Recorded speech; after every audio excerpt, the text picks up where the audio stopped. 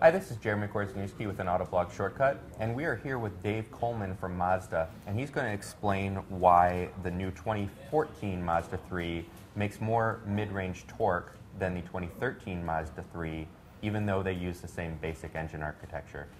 Dave? All right, so the core feature is the exhaust manifold, and actually this crazy bundle of snakes here is what we designed the engine for in the first place. This engine was actually designed for this car, and we pulled it forward into the old car. When we put it in the old car, we couldn't fit this in the car, so we had to use this more conventional 4-into-1 exhaust manifold. And what was the reason for that? There's a firewall right here. And right on the other side of the firewall is the air conditioning, so it wasn't something that we could move very easily.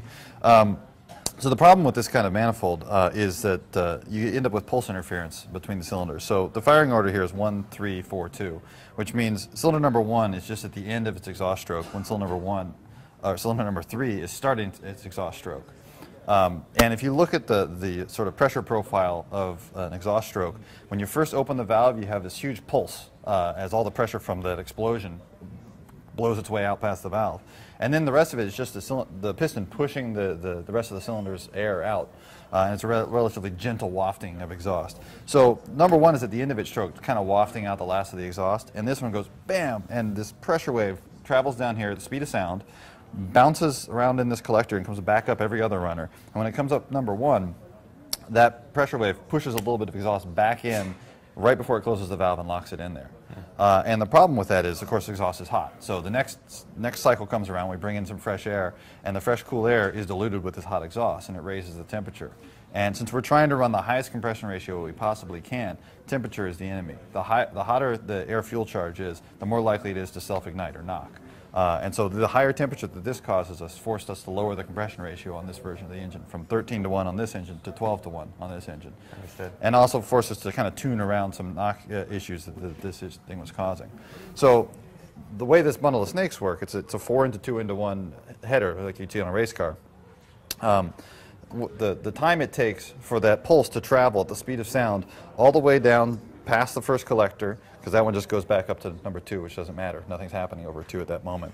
All the way down to the second collector, all the way back up to number 1. That time is long enough, but by the time it gets there, the exhaust valve is already closed, and it can't push anything back in number 1.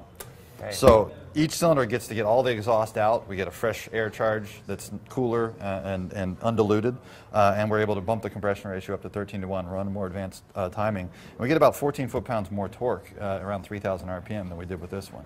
So the peak number, the torque peak is only like 2 foot-pounds different, but the torque when you're driving most of the time, around 3,000 RPM, is much better with this.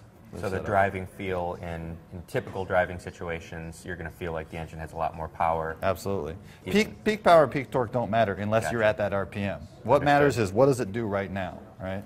Understood. So this much more complicated system is what engineers have come up with to make the most power over the broadest RPM band. Right, and it's not like we were the first ones to discover how a header works. This is really well understood technology. The trick is we got the combustion process in the engine dialed so well that we no longer have to worry about putting the catalyst so close to the engine.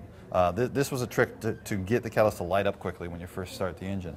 But because we've got the combustion process so well controlled, we can put it all the way at the end of this long header. And when we first start the car, we can run a very delayed combustion with this stratified charge setup where we have different mixtures in different parts of the cylinder. That gives us a very stable kind of cold start situation. And we're able to throw a bunch of waste heat basically out and light up this catalyst in the first couple of seconds. When you cold start this engine, you can actually hear it sounds different for the first 10 seconds or so, and then it switches to normal combustion. That's it warming up the catalyst back here. Very interesting, and that's what happens when you talk to an engineer.